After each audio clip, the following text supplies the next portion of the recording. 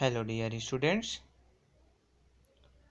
Today we will be start process of investigations of crime. यानी कोई जो crime कहीं पर हुआ, कोई घटनाएं घटी, सो उसका इन्वेस्टिगेशन पुलिस द्वारा कैसे किया जाता है। तो इसके बारे में आपने जो डिफरेंट जो सीरियल्स है या फिर आपने जो सोशल मीडिया है, मूवीज़ है, उसमें आप बेहतर तरीके से जानते हैं और ज़्यादा डील करने की भी ज़रूरत नहीं है कि एक जो प्रोसेस है जो क्राइम को इन्वेस्टिगेट करने का, वो किस रूप में होता है। आप इसके बारे में डिटेल स्टडी आपने मूवीज़ में, सीरियल्स में बहुत देखे होंगे ये चीज़ें, और यही जो चीज़ें हैं अभी आपके पास एक बुक्स में लिखा हुआ रूप में है।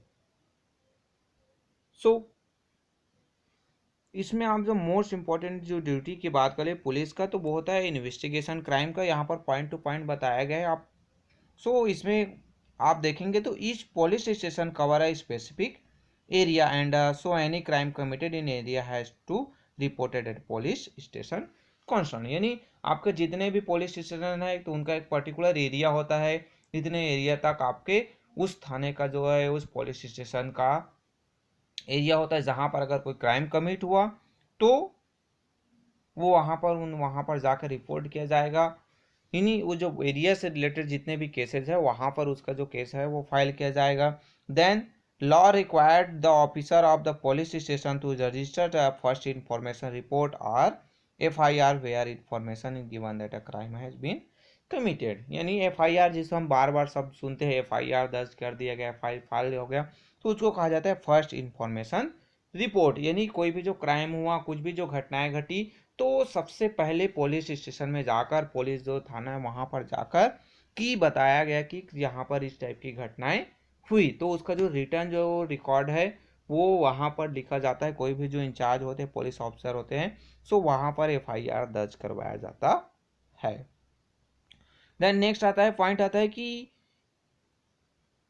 even if the crime committed is not within the pure view of the concerned police station, in order to avoid unwanted delay the officers there must file an FIR. The case can later be transferred to the police station concerned. In case क्या हो गया कि अगर किसी को पता नहीं चला कि ये जो एरिया है वो किस स्टेशन में आता है और कोई भी जो पर्सन है वो वहाँ पर FIR दर्ज करवाने चला गया कि यहाँ पर ये घटनाएं हुई बताने गया, तो उस पुलिस स्टेशन को क्या है कि उसको FIR दर्ज करना होगा। फिर बाद में वो एरिया डिसाइड होगा कि इस एरिया का है तो यहाँ पर आता है। सो बाद में पुलिस स्टेशन का काम है कि वो उस केस को जो जिस एरिया में जो पुलिस स्टेशन पड़ता है वहाँ पर वो ट्रांसफ़र करेगा। बट उनको केस वहाँ पर अगर आप गए हैं तो वहाँ पर FIR उनको दर्ज करना पड़ेगा। But the police can not decide on the guilty of the accuse, that is the work of the judiciary. अब यहाँ पर आया कि पुलिस जो है अगर कहीं पर क्राइम कमिट हुआ, कुछ घटनाएं घटी, कुछ चीज़ हुआ, तो वो उसको अरेस्ट करके लाकर एज अ अक्यूज्ड, यानी वो एक अभी तक अपराधी नहीं होगा। उसको अगर किसी को पकड़ के लाए तो वो अक्यूज्ड कहलाएगा। वो एक अभी तक हम उसको अपराधी के रूप में नहीं मान सकते, पुलिस भी नहीं मानेगा, वो एक अक्यूज्ड होगा। देन जो डिसाइड करना है कि वो गिल्टी है, वो क्रिमिनल है, क्राइम किया है उसने, वो जुडिशरी का काम है। So the constitution clearly guarantee the following fundamental rights to all those arrested.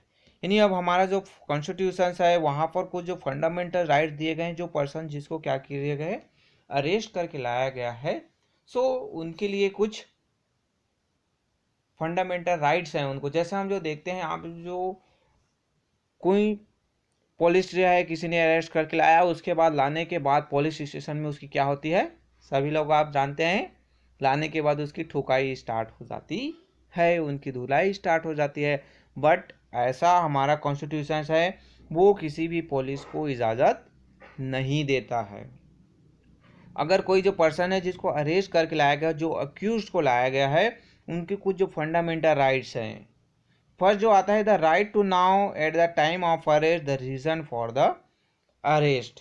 यानी अगर किसी पर्सन को अरेस्ट करने गया है पुलिस, तो उनको बताना पड़ेगा कि उनको किस कारण से उसको अरेस्ट किया जा रहा है। रीजंस बताना पड़ेगा कि आपको इस रीजन से अरेस्ट किया जा रहा है, और आपको जो अरेस्ट करने का जो प्रूफ है लेटर उसको दिखाना पड़ेगा कि आपके अगेंस्ट अरेस्ट वारंट आया हुआ है।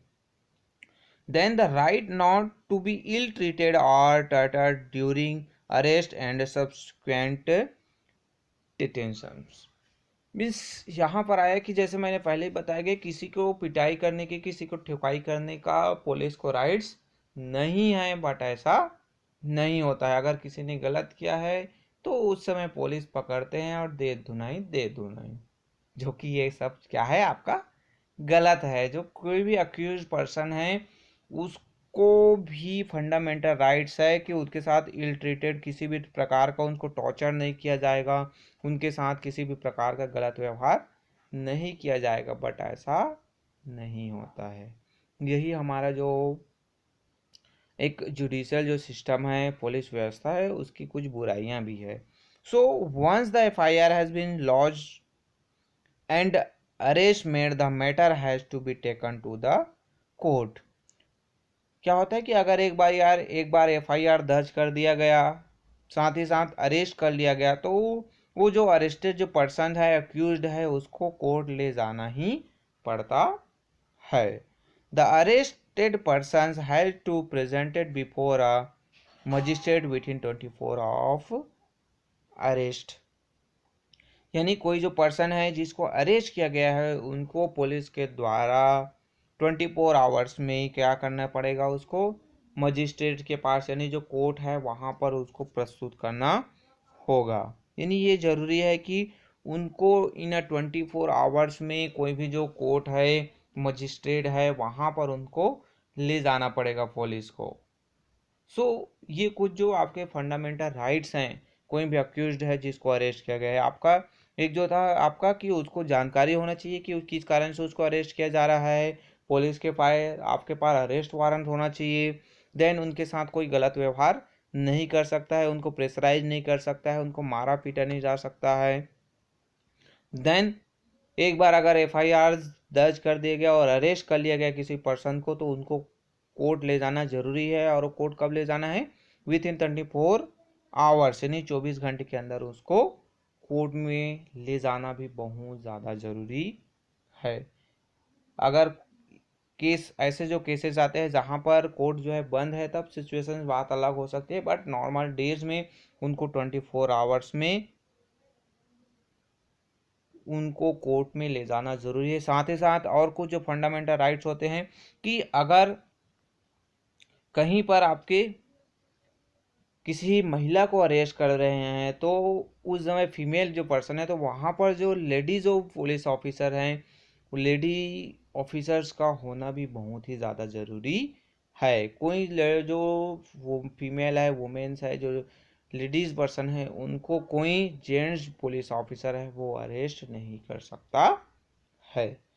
ये कुछ जो आपके जो फंडामेंटल राइट जो है हमारे कॉन्स्टिट्यूशन के द्वारा प्रोवाइड किया गया है, चाहे वो कोई भी गिल्टी पर्सन कितना भी कोई बड़ा अपराध किया ना किया हो, उनको ये फंडामेंटल राइट्स है उनको फॉलो करना होगा।